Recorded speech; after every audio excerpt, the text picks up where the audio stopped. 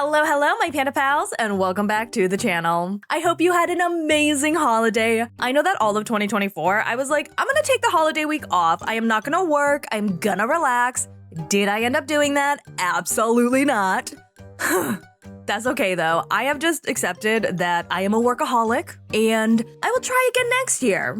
Anyway, I am super duper sorry that this is coming to you so late this week, and I'm sure you've already seen like 20 different recaps about this episode, so I am gonna do my best to like wham bam thank you ma'am this shit for ya, but I also really like to talk a lot, so I do not know how successful I am going to be in that endeavor. Sit down, buckle up for the recap of The Last Resort Season 2, Episode 4.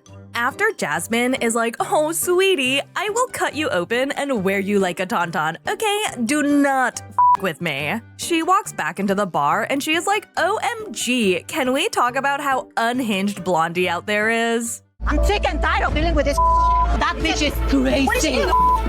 She said, we'll start it, you'll fix it. First of all, pot, meet kettle. Second, you absolutely started that shit on purpose. I mean, no, it is not your responsibility to fix Josh's penchant for sliding into other women's DMs, but do not act like you told Natalie this information because you are just looking out for her because you a girl's girl, okay? Because that is not what happened. You had girl code. Yeah, you were like, girl, let me tell you, this is what I heard. That's girl code. Sophie is like, thank you so much for having my back. And Jasmine is like, I will always have the girlie's back, okay? I mean, unless that girl is Natalie, but that's because that bitch is crazy. I'm always gonna be on the girl side. Yeah, me too. But this is unacceptable. Josh is like, do you see what I have to deal with? Natalie just blows everything out of proportion. She is nuts. This is what happens. Natalie gets like this, and that was the whole point of coming here, was to see if this is the part that we could break. Okay, is Natalie crazy? Yes. Is she a bitch? Yes. Is she the only problem in the relationship? Abso-fucking-lutely not. Please do not sit there and act like your shit does not absolutely stink.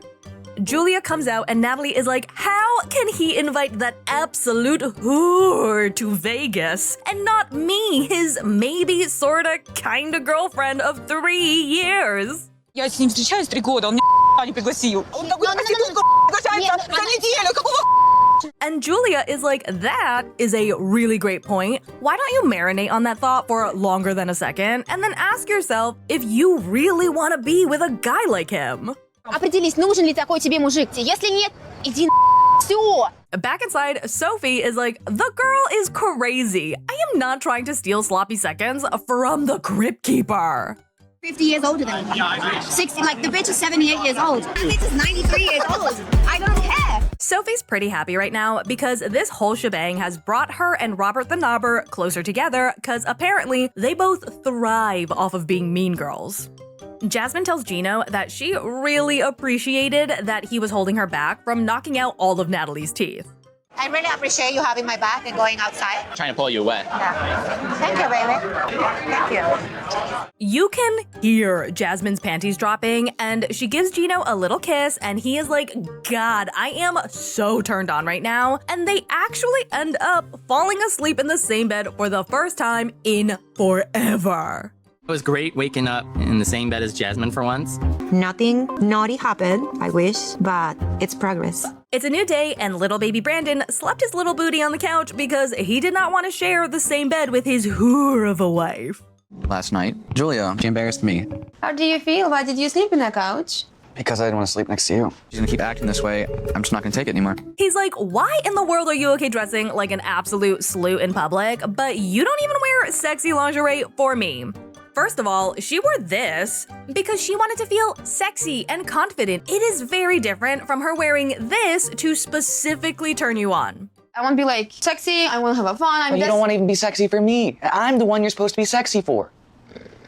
If you want a lingerie-wearing wife, then maybe do things that make your wife want to wear lingerie for you, okay? Like maybe do not buy your girlie purple fuzzy handcuffs and say that you bought them because purple is your mother's favorite color, and then follow up that insane statement by saying she looks like your mom, okay, Oedipus? It's my mom's favorite color. Purple color because it's your mom's favorite color. Well, I mean, you remind me of her, so. Oh, please shush. What? Julia is like, you should support me. I am your wife. And Brandon is like, I'm not gonna support you if you are going to be an absolute slew. And Julia is like, I will do whatever I want because it is my body. And these two really need to go back to Compromise Canyon because they both just want it 100% their way or the highway, and that is just not how this shit works. Josh is packing up and he's like, I never crossed any lines with Sophie. I've never crossed any lines with Sophie whatsoever. I've not hit on her. I've not done anything. Okay, so maybe you didn't actually cross any lines, but you definitely tightrope walked the shit out of it. I am very confident that you wanted to cross the line and you were just like sussing out the sitch to see if Sophie was also down. Anyway, he goes on to say that Natalie needs to learn to be a normal human being if this relationship has a shot in hell at working out. I want her to be happy and I care for her, but she needs to learn how to be normal. Serious. She needs to learn how to be normal and how to. Damn, I mean, I think Natalie is nuts, but I'm not dating her. Josh goes on to confront Natalie before he leaves, and she's like, what do you think happened last night? And he's like, well, let's see, you sure did make a mountain out of a molehill, didn't you?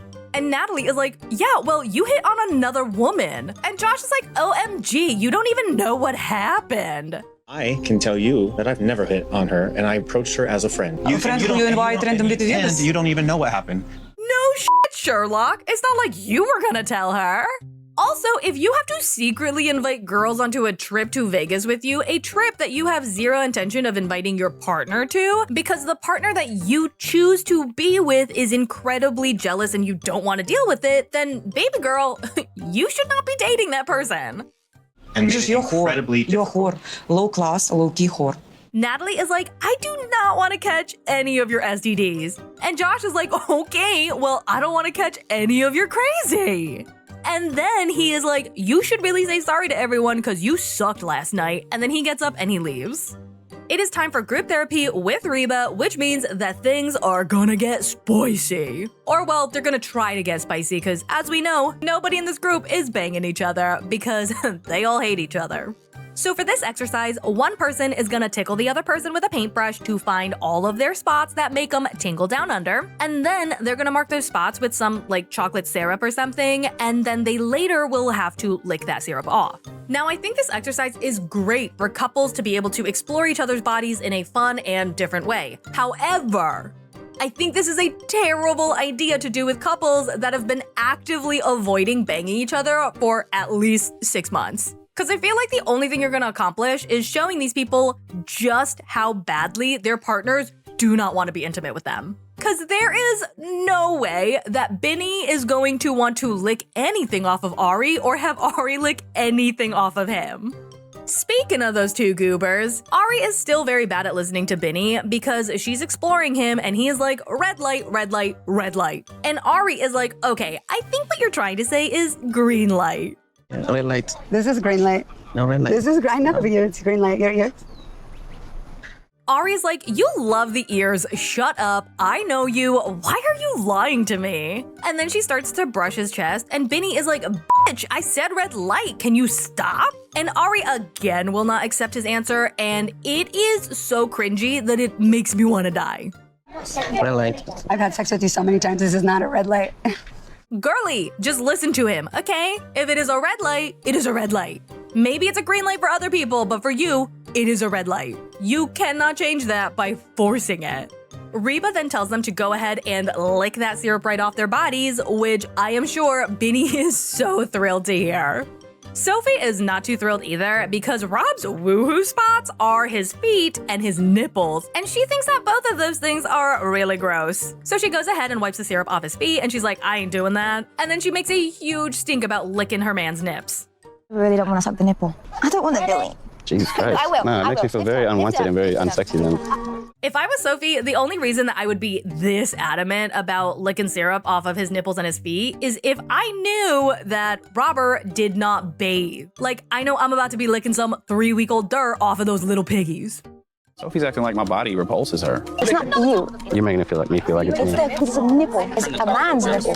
It's my nipple. Girl, calm down, okay? It is a nipple. Like, just give it a quick lickaroo, okay? Like, it's not like that X is on his booty hole.